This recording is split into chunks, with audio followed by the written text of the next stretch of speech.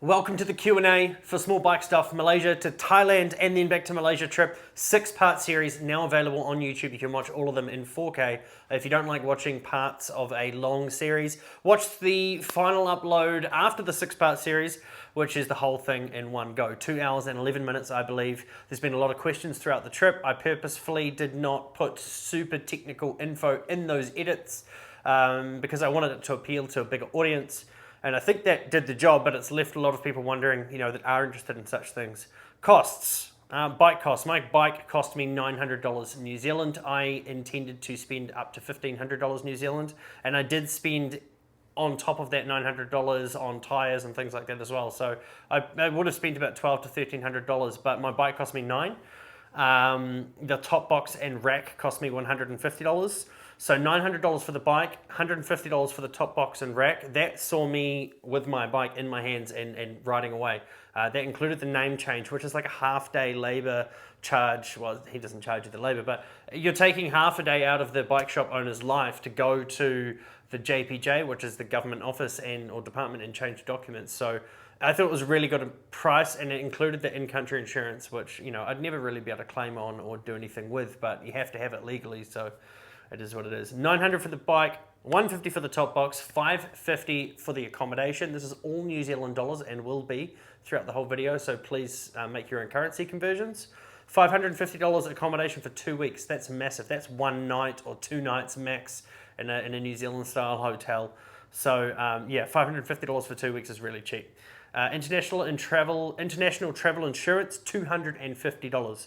That was including bike cover. So that's cover for riding bikes that I would be purchasing. Like, it was the right capacity. It wasn't going to be over their limit. There is a limit with the insurance as to what you can and can't ride. So yeah, make sure you check your insurance details. Actually read the T's and C's right from start to finish. See what you are and are not covered for. But $250 is what it cost me. For the flight, 1,800 New Zealand dollars. So it cost me 1,800 New Zealand dollars. That was via Singapore Airlines from Auckland to Malaysia return. So yeah, Auckland, Singapore, Kuala Lumpur, and then the same thing on the way back. They used to be $1,300 max, so it's gone up about $500 since the spicy flu days, or pre the spicy flu days. It was a lot cheaper to fly. But it is what it is. Still cost effective overall. It just is a bit more of a hit up front. Daily costs. So this is your slush fund, technically. Food, fuel, snacks throughout the day, things that you want to do. $50 New Zealand per day. You will spend more than that some days, less than that, and hopefully it all kind of evens out. It's not like I'm physically dishing out $50 worth of New Zealand currency in the local currency and putting it aside and this is all I will spend this day. No, I just went about the trip with that in mind. That could be my total cost. I had backups if I needed it, and yeah, it never really exceeded that. There would be days you'd spend more, there'd be days you spend way less. So yeah, $50 New Zealand per day. That's around 700 New Zealand dollars. I would round that up to about $1,000 for your 2-week slush fund.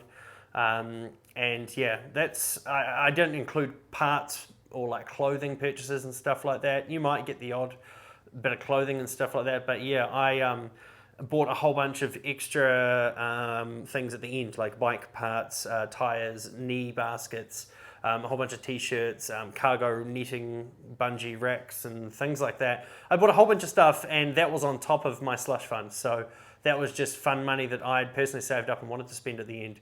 But if we take into account my bike, my top box, the accommodation, the international travel insurance, my flight, and my daily costs, it was about 4,500 New Zealand dollars. Round that up to 5,000 New Zealand dollars because there's an extra 500 there for unexpected blowouts. Moray had a bike cost when his bike stopped working. He had an invoice to pay at the motorbike shop.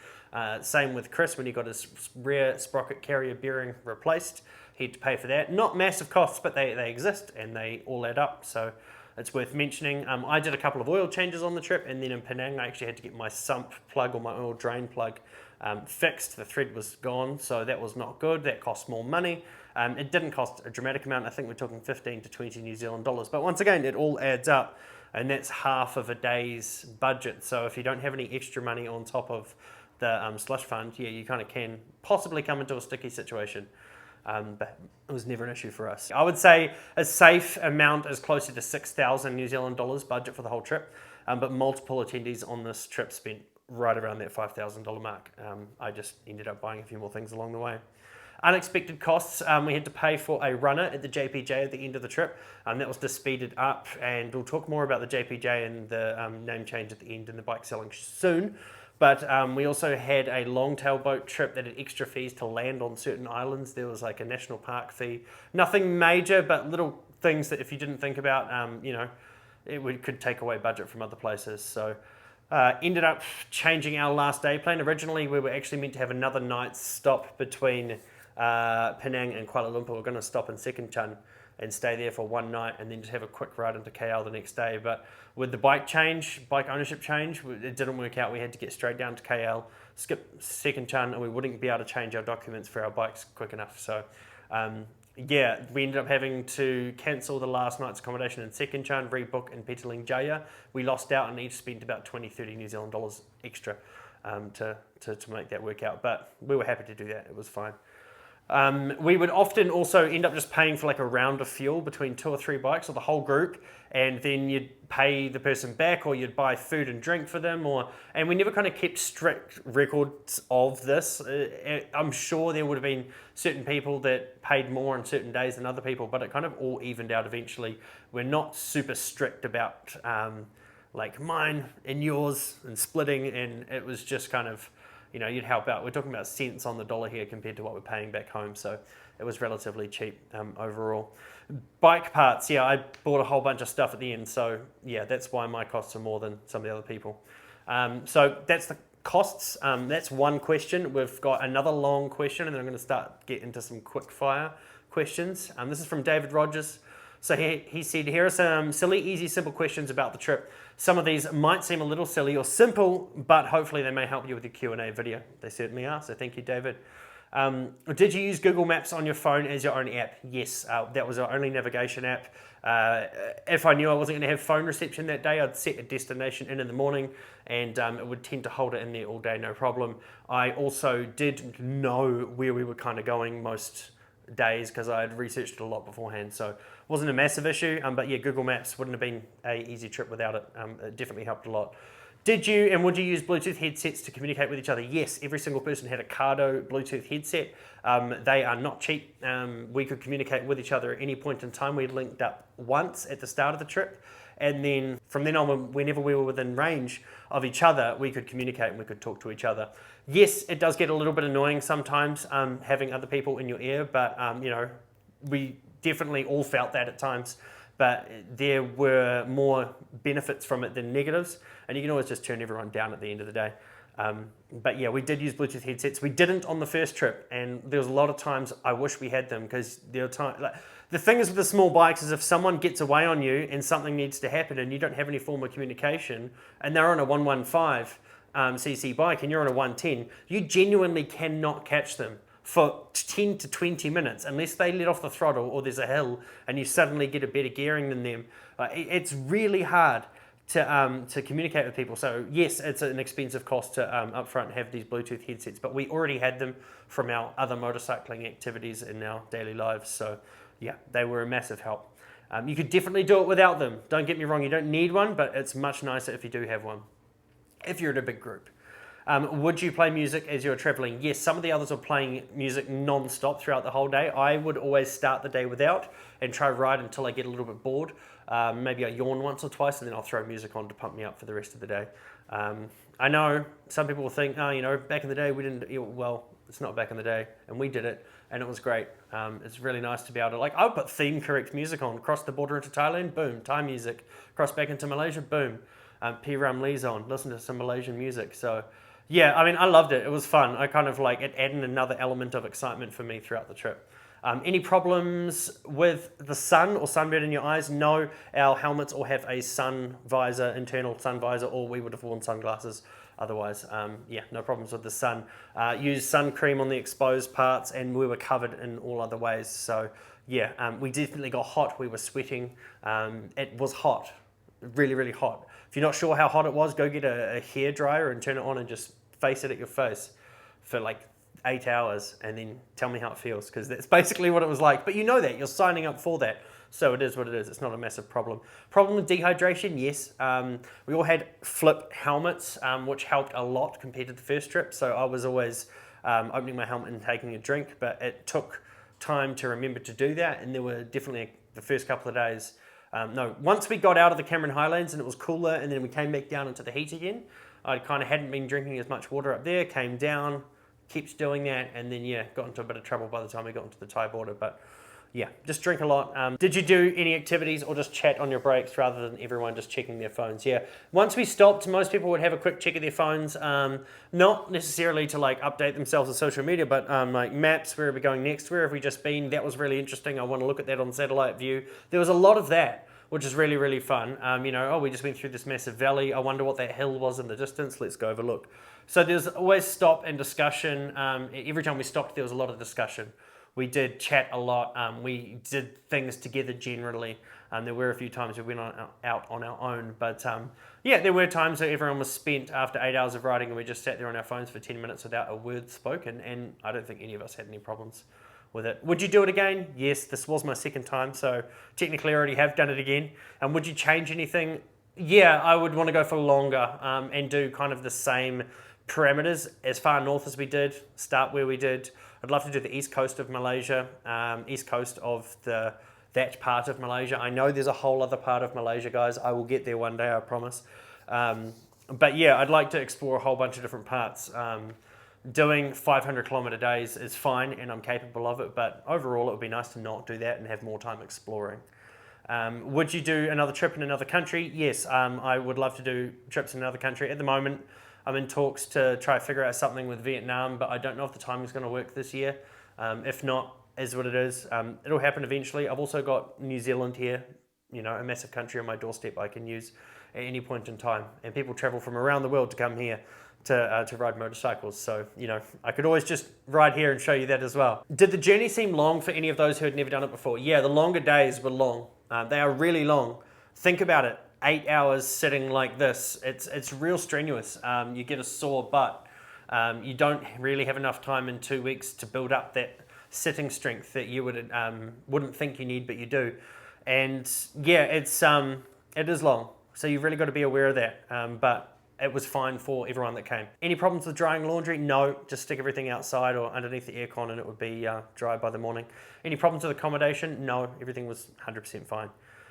Did you carry any emergency food, drinks, tools, spare fuel, spare phone? No spare phones, no spare technology really. We all had individual phones, so that should have kept us okay. It would be very rare that 6 cell phones stopped working at the same time. Spare fuel, no spare fuel at all. There was so much on the trip that we knew we would be able to fill up all the time. Basically, the bigger bikes didn't have to worry, the 115s and the 125s, but me and Andrew were kind of the deciders of filling up. Our tanks are smaller. The 110s were chewing through a lot of fuel because they were wide open the whole time. So yeah, every time we stopped, people would generally fill up. But eventually, the bigger bikes could miss 1 or 2 fill-ups throughout the day. Thanks for bearing with me. This was always going to be a long video. It was never going to be short. Can you please go into the paperwork and you need to take your bike across the border? Yeah, absolutely. So when you buy your bike, you get a few things. You get your insurance paperwork, which is usually an A4 document. You get your ownership paper, which is a little half sheet of paper that's colored, and it's also got your name and details. So that's your ownership paperwork. And then you get a little square, which is like your registration ticket to prove that the bike has got its current fees paid up, and you keep that on your person or on your bike. So you need all of those documents with you when you're crossing the border. If you were just living in Malaysia, you'd keep the insurance and the ownership paperwork at home, and you'd just have the little square with you. So we had all 3 of those on us and basically went up towards the Thai border. Once we got near the Thai border, as tourists, we went to an insurance shop and physically bought insurance for the time we would be in Thailand. So we were there for less than 10 days. So we could buy one of the cheaper insurance plans. Like, I wouldn't expect to claim on this even if I crashed. I never would. A lot of people might. I never really considered the compulsory insurance when you cross over borders and things like that to actually kind of be anything that beneficial. And by the time you did need to claim, or you could claim, or the claim could be accepted and processed, you'd probably be out of the country anyway. But It's one of those needs must things. So yeah, we did that. Waikiat booked his insurance online because he was Malaysian and just knew how. It was just easier for him, easier for Malaysian locals, I think. So yeah, paperwork is literally the stuff you get given from the bike shop. You got to present your passport as well, and you need to present the insurance documents, the additional insurance documents that you get on the other side of the border. So yeah, you see that in the video. We're at a little booth just before crossing the border and we get some insurance paperwork. So present all that, and basically they give you back what they do and don't need, and you're good to go. They stamp some stuff, you go down to a customs building, they stamp some more stuff, give you some documents that you've then got to present to exit the country. But long story short, just keep everything that you're given throughout the trip, and when you go to a border, if you want, just panic and give them everything and they'll give you what they don't need. But yeah, it's pretty easy to keep track. How often did you stop riding for a stretch? We would be riding for about 1 to 2 hours max at a time, sometimes stopping 3 or 4 times in an hour because there were cool stuff. But yeah, just whenever you needed to. Sometimes we did really, really, really long stints, but once again, my bike would kind of run out after about an hour and a half of wide open throttle because we'd done about 115 kilometers. When did you find the best time to book your accommodation? It would be best to book it kind of the night before, but I booked them all way ahead of time, which a lot of people believe, that's the kind of difference between a real motorcycle trip and something that's not super spontaneous, is you're booking things along the way versus me where I book it all, I know where we have to be. Yeah, there are massive negatives to my way of doing it if our bikes break down, and I thought that was going to be the case when Mora's bike stopped working, but everything ended up being okay. In the event that something major did happen with one of the bikes, it would throw off the whole trip. So there is a massive risk there, but it hasn't struck me yet. So I'm happy to keep doing that. It may. But yeah, to keep the fixed costs for everyone beforehand, it was a lot easier to book things beforehand as well. So yeah, that's what we did. Did you find much option between riding on the highways or B roads? Yes, you just look the night before, research the route, figure out what you want to do. Don't trust maps to throw you on the B roads that you've tried to make it throw you on, because it probably won't. It'll probably try to reroute you through the fastest main highway. So you just kind of need to know where you're going. Doing research the night before, the morning of, is really helpful. Malaysia, does it have good hard shoulders for bikes to ride on? Yes, Malaysian roads are much better than Thailand to ride on. Do you feel that touring on a manual bike has any advantages or disadvantages as to riding an automatic? If I was riding a twist and go, it would have to be very new and I would have to know its service history. I know they are very reliable, but they are also notorious for not being maintained properly by people that don't understand CVT transmissions. So I would happily ride either or. It was just what suited at the time. The only CVT twist and goes available were flogged out for the budget that we had. How did you find the change in temperature as you rode up into the mountains? Great. I wish it was that temperature the whole trip. It would have been lovely. All right, on to the quickfire questions. Uncle Doug Daly, did you sell to the bike shop that you bought from, or to who? Just curious. I'm going to name 2 more questions because these are all similar. Second question by Chewy. Puzzled why the bike's lost more than half its value. It's not a new bike. Granted, the reseller having to cover for profit, but it's still excessive. And then the third one on a similar topic, couldn't you have arranged to buy back when you bought them? Okay, selling the bikes. We shot ourselves in the foot by originally planning to arrive midday Friday to change our documentation. Malaysia government officers stopped for prayers on a Friday afternoon, which means you've got this 3-4 hour period in the morning and then 2 little 1 hour periods in the afternoon separated by a big gap. And if you don't have a ticket first thing in the morning, you're kind of cooked. It's not going to happen. You're not going to get your documents changed. And we needed to have someone to sell to. So if we had to finish the trip on a Wednesday or a Thursday, probably I'd say if we finished the trip on a Tuesday or a Wednesday, actually, it would have given us the extra time to be able to plan it. We did have the option to sell back to the original shop. We didn't, but just because of timing, it wasn't going to work with him. He's running a full-time shop on a Friday. It's one of his busiest days. We wanted him to essentially leave his business and come to the JPJ and spend his whole morning there and miss out on any business at the shop. And it just kind of wasn't realistic. So we didn't even bother talking to him about Vincent about the costs about buying our bikes back eventually. We had chatted about it at the start, and he was going to buy them back, taking just 1,000 ringgit off, which $300, which is which was a great option and probably would have been the most cost-effective option. But in the end, what we did is we started messaging dealers within Kuala Lumpur by the time we were in Penang. Even before then, when we were in Thailand, when we were in Krabi, we were messaging dealers. And we were trying to get a price for all of the bikes in bulk.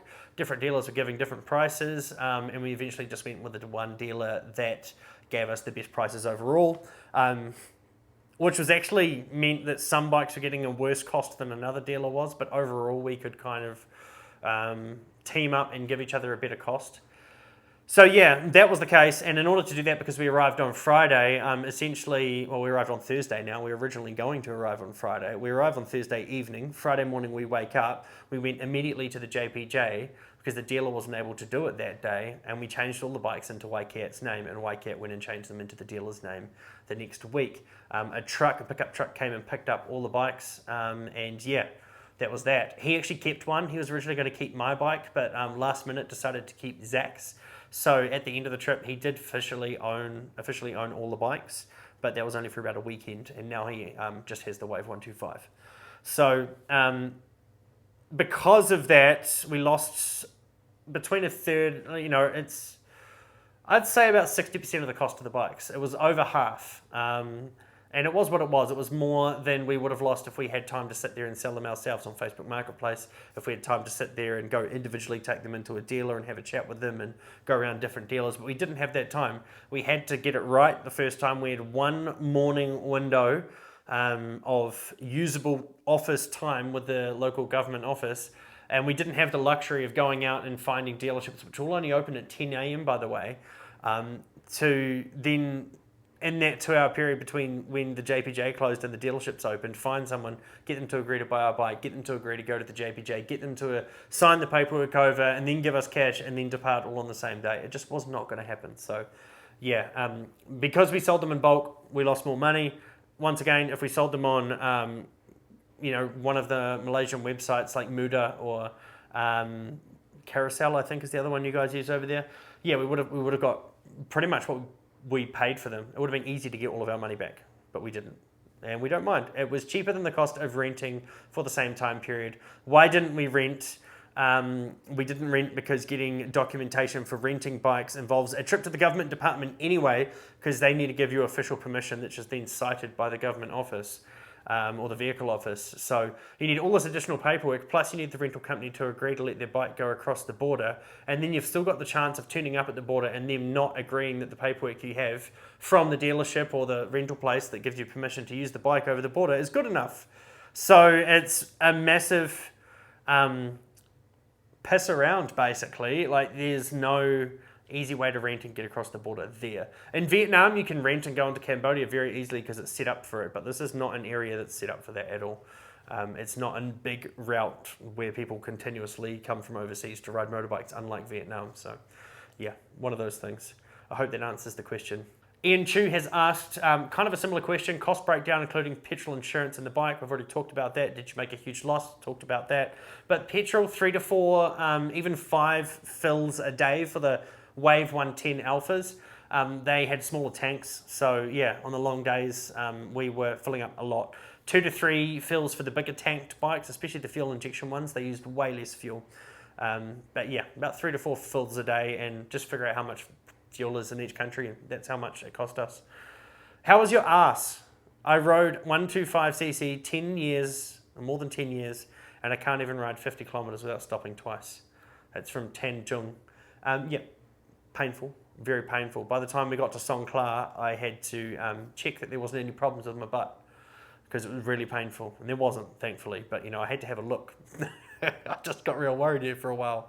A lot of alleviating pressure, sitting on one butt cheek, sitting on the other butt cheek, moving your feet between the pillion pegs and the normal pegs, stretching your legs out, standing up, sitting down. It's painful. The bikes are not made to ride long distance. Like the seats are not designed for it. They're designed for a 10-minute commute. Will Newton asked, do you know the regulations about selling Malaysian bikes in Vietnam, Laos or Cambodia? Long story short, you cannot do it. None of those countries will let you sell another country's bike in there and legally get it registered in a simple way. There's no way you can physically turn up and get that done within 2 or 3 days. You'd be battled at even if it is possible, yeah, you would be battled at every step of the way by a local government entity. It's not worth it. Don't think you can do it. If you buy a bike in Malaysia and you want to sell it again and get a decent amount of money back, it needs to get back to Malaysia and you need to be there to change the documents. Be all, end all, that's it. Missed Upload said, seems you guys had fun. Do the little cup jars have overheating issues since you go long miles without the cooler system? No, they're fine. A lot of locals will tell us that they will have issues and that it's not okay and that you do need to change your oil like every day and that you need a liquid cooled bike, and no, they're fine. Just keep an eye on them, and I think it's a good idea to change your oil every 1,000 to 1,500 kilometers when you're riding that far, that quickly, at those speeds. Rico, damn, that vid must have taken a very long time to make. Yes, I made it, started making it the second the trip ended, and it was released 3 months later, so that was a long time. Paradox, big subject. How do you prepare for going to a country where you don't speak any of the language? How hard is it to overcome language barriers, and how do you do it? Well, cheat code for me this trip was that I speak a little bit of Thai, so at the hap kom to halam na hap. That literally was just me saying hello, my name is. So I speak very basic Thai, so that makes it very easy to get around the country because all you need to do is order food and ask for prices and stuff like that. It generally gets you what you need to know. Malaysia is enough English spoken within the country that you can get by. No, it's not fluent, and no, not everyone can speak English in every single place. But it's fairly widely accepted that you can get a few words across. And if they can't, they'll always quickly find the nearest person who can speak the most, especially in a shop situation. So I don't think about the languages. The languages don't scare me anymore. Download Google Translate.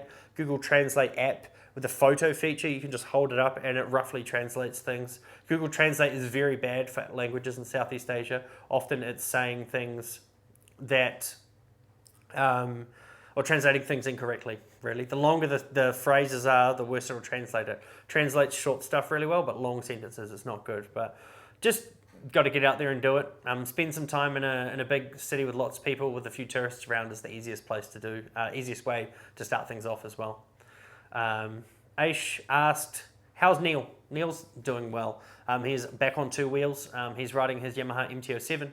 Around New Zealand. He is, doing fairly well, getting leg strength back up, back at the gym. He's, doing well. Miss him. He's got stickers from the trip. He's got a shirt from the trip.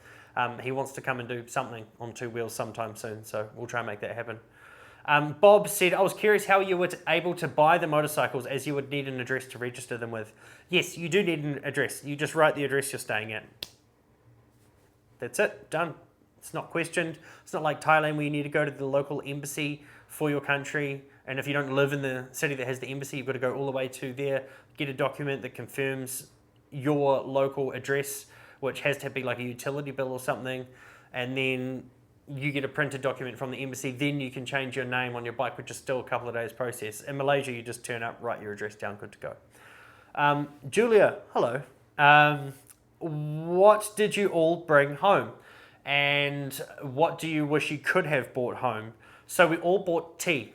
This is Andrew's mother and Moira's wife.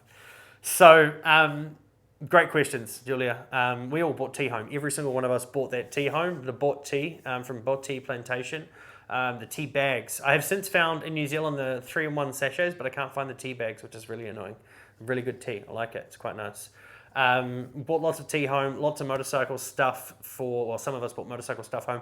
Lots of stickers from Mr. DIY. They were really cool, like the Kami X Laju and the Owner X Handsome. X means not, by the way, so it's Owner Not Handsome. I just thought it was funny. We got lots of those stickers, shirts, little bike things. And we all bought our top box home. Every single one of us took our top boxes home and are currently using them in New Zealand on our bikes here. Would you buy the same bikes if you did it again? No, I should have bought a faster bike. I should have bought a 150. As leader, or like kind of someone who needed to keep tabs on the group more than they needed to keep tabs on each other, it would have been nice to have a bike that could easily go to the front and then dip back and do whatever I needed to do. Having a lower capacity bike than everyone else did make it a bit of a punishment for me. So that's why I changed CC, but I didn't mind doing it on the 110. I did find by the last few days that I'm actually too tall for that bike. I didn't think that was a thing, but my wave's quite a bit taller, but my legs were bent in a horrible angle, and by the last couple of days I was having to sit for an hour at a time with my legs outstretched because it was quite sore. Would you do anything differently? We've touched on that, but thank you for the questions. Next question. Chan Honyan, was it easy to go into Thailand with a Malaysian bike as foreigners? Yes. Very easy. Just present all the documents you get given, you'll get across the border. Make sure you get insurance before you go into Thailand. Good to go. Outback 61, did you mention in the video what the average cost of the bikes were, or did I miss it? Very entertaining and another on the bucket list. Thank you so much for watching. Yes, average cost of the bikes. No, I didn't mention it on the video. But around $1,000 New Zealand. Zach's bike was the most expensive. I think he paid $1,400. I paid $900 New Zealand. You can buy brand new bikes for about $1,700 to $1,800 to $2,000 New Zealand dollars. But yeah, we just wanted these cheap little second-hand things to bash about. Laura, why not rent bikes and do a round trip? Way cheaper and easier. I've kind of touched on it. Very difficult to get a bike across the border. Not impossible. It is possible and people have done it. But getting a rental company to agree, all of that kind of stuff, it just is too much liability, and it would have required more trips to the government office, possibly, than just buying a bike, which we knew definitely was one trip to a government office. So we just did that and it was done. Naz, just curious what your average cruising speeds on the highways were. So yeah, about 70 to 80 kilometers, not much more than that. That was it. That's all we did. They were pretty slow bikes, and I had the slowest bike out of everyone, Andrew's 110, which was a little bit older and had more distance, had better speed. So yeah, I was quite happy to sit and let the pack get way away from me at times. Because it was just felt nicer on my bike. I didn't like having it absolutely wound wide open because it was, yeah, I've got some mechanical sympathy, believe it or not. So yeah, about 70 to 80 kilometers. The bigger bikes would have been happy doing 90, but we kind of forced them to go my speed. Joshua Prime 3743. What do you think of the scooters there? I love them. I love all the small bikes in Southeast Asia. The scooters in particular, the CVT twist and goes. I think Thailand's ones look better. Because they've got a few different models. I mean, they've got some of the same models, but the Vario compared to the Click or the PCX 160, I think the Vario is a bit of an ugly bike. And there's the ESAF frame snapping issue in Indonesia, which is really not good. If you don't know anything about that, I'll put a couple of pictures up now. But yeah, I do like the scooters. I prefer underbone bikes. My dream bike would be a bike that has the underseat storage of the Wave, but has the 150cc engine of the Winner, or the Wave RSX, as they call it in Malaysia. The Honda RSX 150. Yeah, I like that 150 6-speed manual, but I want big underseat storage, and currently there's nothing that combines those two. Dicky Bird, where was the townhouse you guys stayed in? That was on Jalan Kasipale. It seemed to be a more Indian area of Kuala Lumpur. We really liked it. The neighbours were all so nice. The townhouse was okay. It was a bit, it was fine. It was fine. It was sweet. It wasn't far from Sentul. We could walk to Sentul. When I filmed at Sentul and made that full Sentul video, we'd walked there. It took about 8 to 10 minutes. Nazi Goreng Tom Yum 75452 says, can you weave through traffic in between cars in New Zealand? Yes, it is legal to lane split here, just not at speed. It's only allowed when traffic is going slow or stopped, and you can go between them. What are your thoughts on the Yamaha PG1? The engine is too small. One of the guys that owns Rent-A-Bike Vietnam, he just got a couple of them, or one of them, and he's been running it off-road, and it's just not enough power. It looks good going on dirt, and it looks good crossing small streams, but yeah, it really doesn't have the power needed. It's the same engine as the Finn, the same engine as the Legenda 115. It's okay, but I mean, even Moray's bike was running out of puff going up hills due to its gearing. So same engine, didn't really want to go up hills. PG1's meant to be an adventure bike. Looks cool, missed the mark. Krabby CK, you should open this up to your viewers. I personally would be keen. Look, I would love to. Logistics of these for other people coming are a little bit difficult. Like, those guys all paid me money to come on the trip. It wasn't free. They all needed to pay money for my organization and all that kind of stuff. And they all got it really, really cheap. I did it on the cheap. Like, I mean, I know there's other people that do these kind of tours. There's the guys in Small Bikes, Big Adventures that do the tours. They kind of do an all-in cost, excluding your airfare, and you just turn up. Ed March does the occasional tour. He hasn't done them for quite a while, but when he is or was doing tours, you kind of pay him a lump sum up front, and then whatever else it costs you. And that's kind of what I did, but my lump sum up front was real low. It basically just covered the cost of my airfare. I didn't come out in profit on this, and that wasn't the aim. If I was trying to profitize off this, you would have to do 2 or 3 in a row. And you're actually legally only allowed to cross the land border twice on a New Zealand passport. So I'd only be able to do the trip twice before I could possibly get questioned at the border and not be allowed in. I don't think it would actually be an issue because they're trying to, with that rule, stop people doing border crossings and living in Thailand illegally. But I would have proof I'm leaving the country again. But however, there is that clause there that they could stop me. So if you're wanting to make money out of it, unfortunately, this isn't the destination to do it, unless you were Malaysian, because you can cross that border regularly. So yeah, I would love to do this as a tour thing someday. I think a lot of people want to do it with someone that knows what they're doing, but we all kind of want to get the best cost possible. Don't get me wrong, I'm into small bikes. We're all on a budget here, man. I get it. But it's not worth it for me to ditch my daughter here in New Zealand and leave her alone for a couple of weeks and stuff like that when I've got kind of no monetary incentive to do so. This last trip, and that might sound harsh to some people, but it's reality. We've all got to make a dime somewhere. This last trip I didn't. That wasn't the plan. This was kind of me completing a personal mission, and I had to be in that part of the world for another reason anyway. So I actually stayed on longer after the trip and completed some other life stuff. But yeah, it's interesting to kind of like price it out. Put it this way, some people did it for $5,000. I wouldn't, if someone was doing it for me and it was like a package tour and all their flights and everything would be included, probably about 6.5 to 7, because I think that's fair. It's a lot of effort to go over there and look after these people. I actually all knew, but you're still looking after adults with different personalities, and it took time for us all to gel with each other properly, and we all by the end are very, very good friends. But you have moments where you want to spend time alone, and as the organizer, you've got to kind of make sure everyone's catered for and everyone's got everything sorted. So I'm really careful about who I brought on the trip. I denied 7 or 8 people to come on this trip. Basically, they expressed interest and I sent them all the info, and they just didn't. The way I'd written the info for the trip, you would have had to reply in a certain way if you've read it all, and they didn't.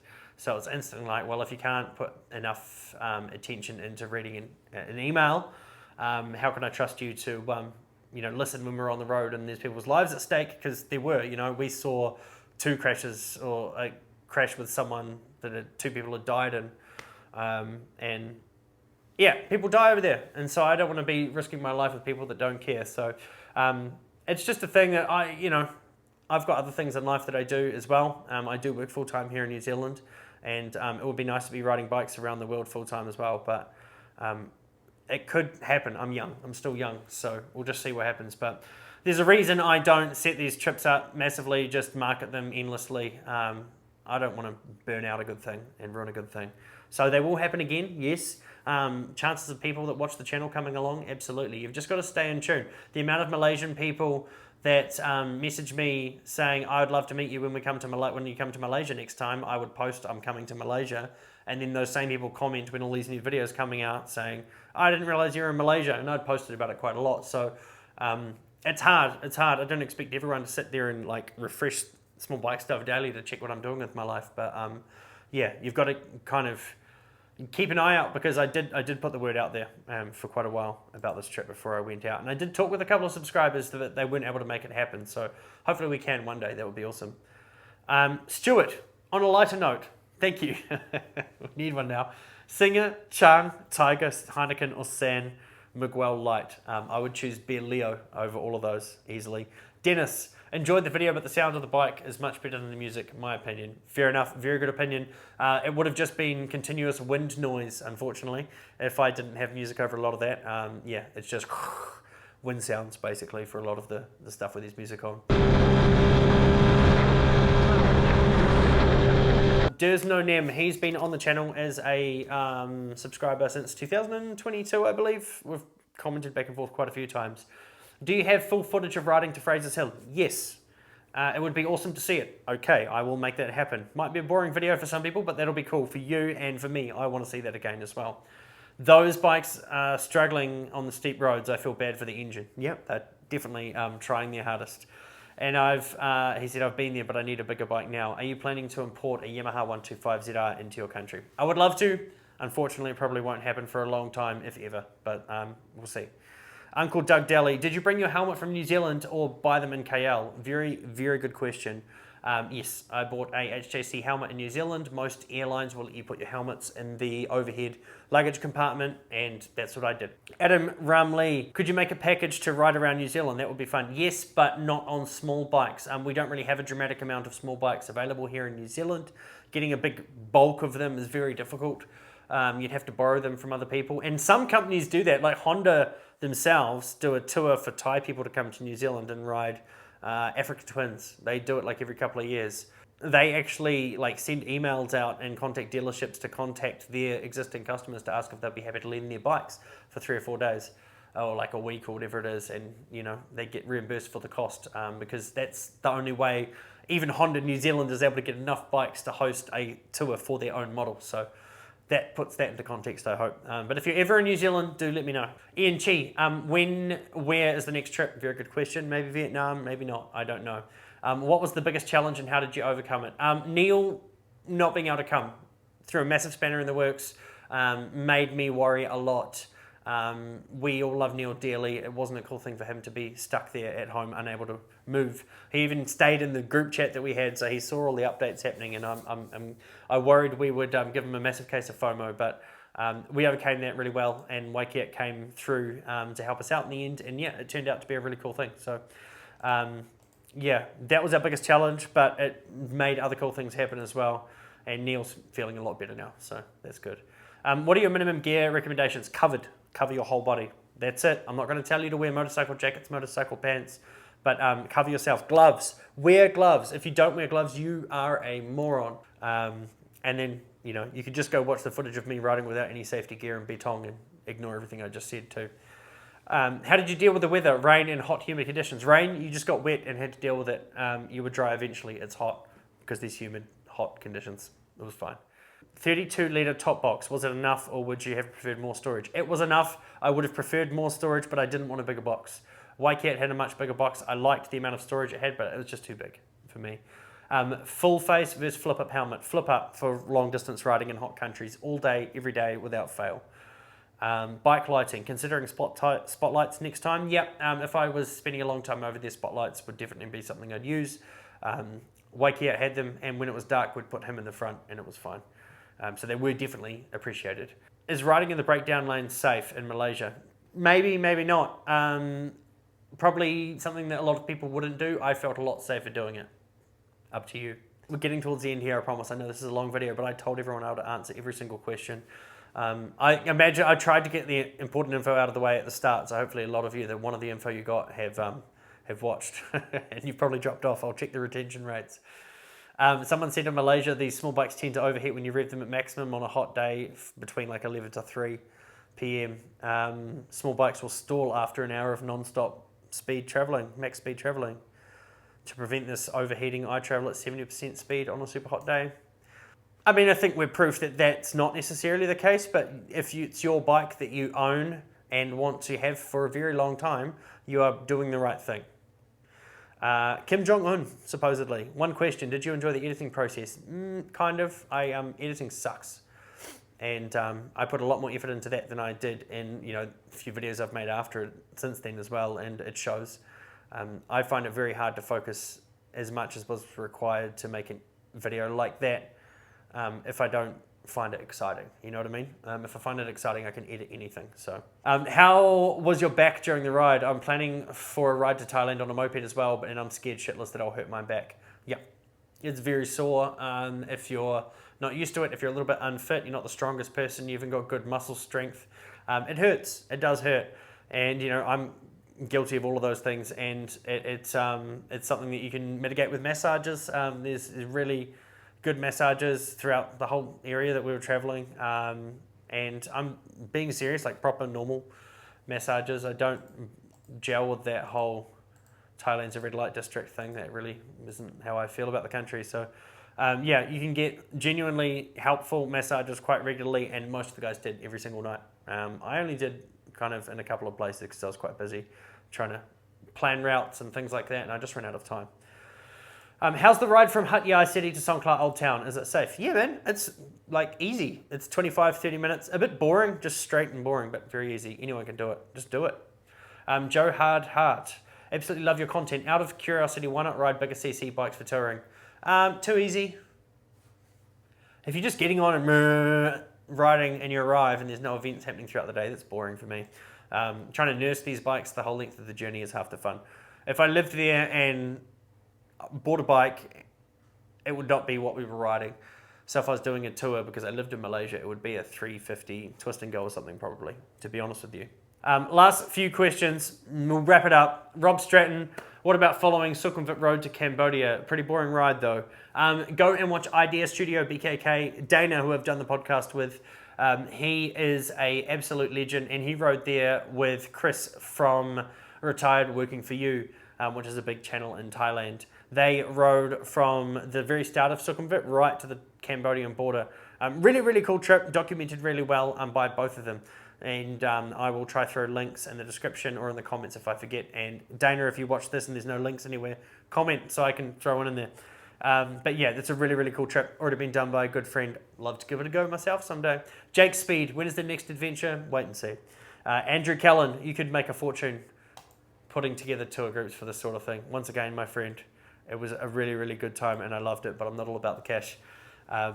More about having a good time and enjoying it and making good memories, I guess you could say. But anyway, that's about it. I'm going to end this right here, to be honest with you. It's been a really interesting time trying to go through these questions and get all the answers. It's going to take me a long time to edit this. I'm trying to get this out ASAP, so I need to throw all this footage from the trip over the top.